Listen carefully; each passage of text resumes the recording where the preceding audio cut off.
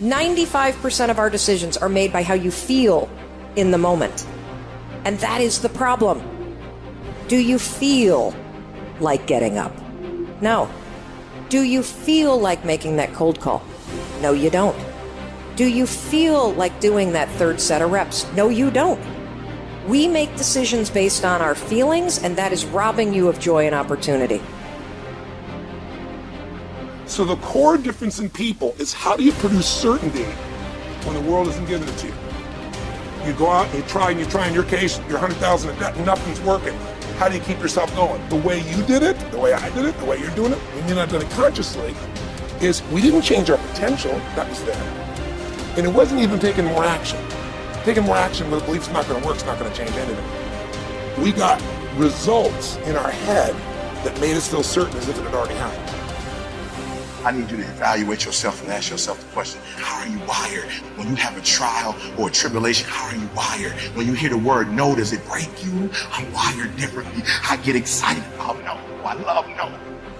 I love it. It turns me on. No, Eric, I'll be back. I'll be back. I'll be stronger when I come back. If you get yourself in a state of certainty that this is going to work, I'm going to find the way, and if this doesn't work, I will make the way, then you tap a lot more potential. And when you're certain in your potential, you take massive action. When you take massive action, you really believe in something, you get great results. When you get great results, your brain goes, see, I told you I was a stud. I told you this thing would work out. Now you're even stronger. You tap more potential, take greater action, greater results. Sometimes you just have to move, do something, learn something new. Write down what you need to do in order to make a better life for yourself.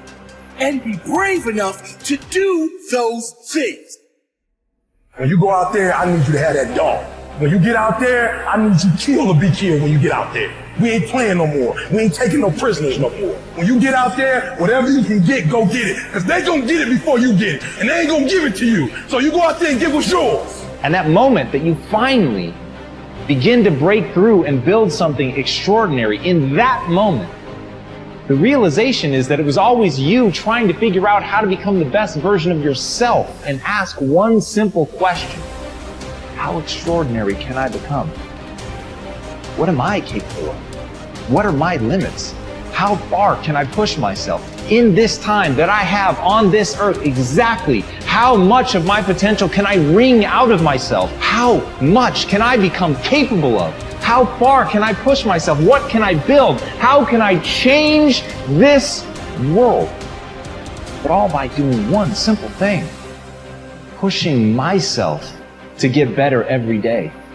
And as Napoleon Hill said, strength and growth come only through continuous effort and struggle.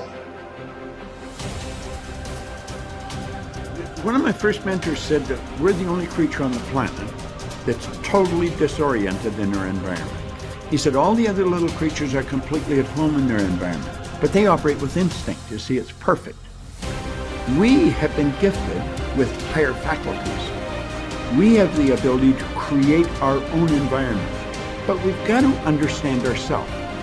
We don't have a soul, we are a soul. We are living in a physical body corresponding with the material universe. Now we have to understand this, and if we don't understand it, we're not going to make it. And we've got to understand, like I can look at your body, I can tell you all kinds of things about you. You are dominantly a left brain person. You got a little bit of right brain, enough to really, you got a quiet, sensitive side to you. It's a little shy side, but that's very small. So it's not many people would see it. You have a tendency with things, if they hurt your feelings, you'll have a tendency to hold it inside. You want to start releasing it, or you're going to have stomach problems. Now I can tell that by looking at your body, But and he's right, by the way. Yeah, but there's so much about ourselves we never learned. The part of our mind that controls us is our intellect, or our subconscious, where the paradigm is, but we're trained to live through our senses. We're trained to go by what we see, hear, smell, taste, touch. And we've got to understand that we've got this genius within us, and if we will consciously gain an awareness, an understanding of how to alter the paradigm that's controlling our behavior, when we learn that, we can start to improve life, just like that. And there's no end to what we're capable of doing. We're conditioned genetically. All mom's DNA and all dad's DNA becomes our DNA. There's two particles of energy come together. That's the moment of conception. 280 days later, we make our debut on the planet. Then we're programmed by our environment. Because our subconscious mind, which is totally deductive, it has no ability to reject. The subconscious mind is immoral. It's like the earth. It doesn't care what you plant, but it'll return what you plant. Earl Nightingale used a beautiful example in The Strangest Secret. He said, you can plant nightshade, a deadly poison, not a 16th of an inch away. You can plant corn, a sweet food. One will grow with just as great an abundance as the other. And that's the way your subjective mind works. You put the wrong idea in, it will grow. Put the right idea in, it will grow. We have the ability to change what's in there. We did not program it. It was programmed through genetic history. We're the confluence of a genetic pool that goes back for generations. That's at birth, and then environmentally. And we have the ability to alter all that. Up until around 4 or 5, we're being programmed by our environment. Prior to that, it's genetic. The programming is dictating our results. When we change the results, we've got to gain an understanding that we've altered our own consciousness.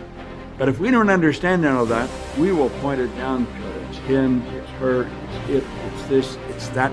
We point to something outside as the cause of what's going on inside. That's never what it is. It might have been someone that helped us shift this consciousness, but we've moved. And if we want success, we've got to change what's inside. It's essential, and it doesn't change until we do that. Live each day with integrity. Don't try and get over in life. Don't try and cheat. See, a lot of people like to try and cheat. I was with a friend of mine, and we went into a service station to get some gas. They gave me back too much change. I discovered it down the road, and I was turning around going back. Guy said, "You're a fool." Hey, man, what when they don't give people enough change? You think they flag the people down? I said, I'm not responsible for them. I'm responsible for me. I went back and I told the guy, excuse me, sir, you gave me a $20 bill too much. I gave it to the guy just took it and walked away, didn't say thank you.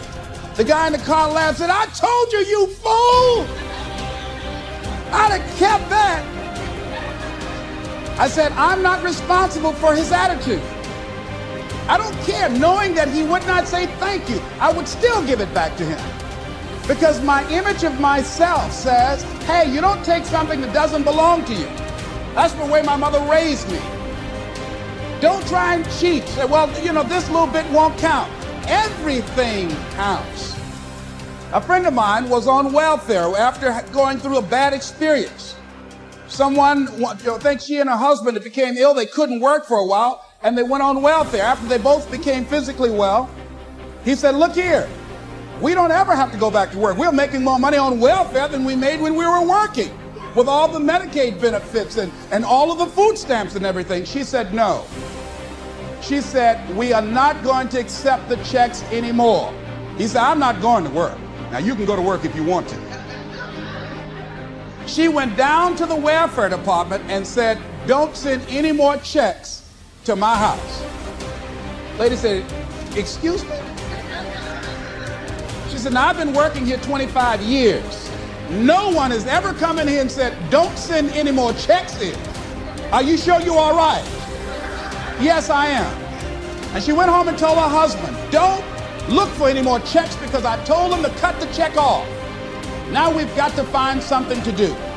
And they started a paper route and got over 1,500 customers and were making money hand over fist in a spirit of dignity and achievement, not ripping anybody off. That was a critical choice. She could have very easily said, well, everybody else is doing it, why don't I do it? But she decided not to follow the crowd. I like what Whitaker said, what you think about me is none of my spiritual business.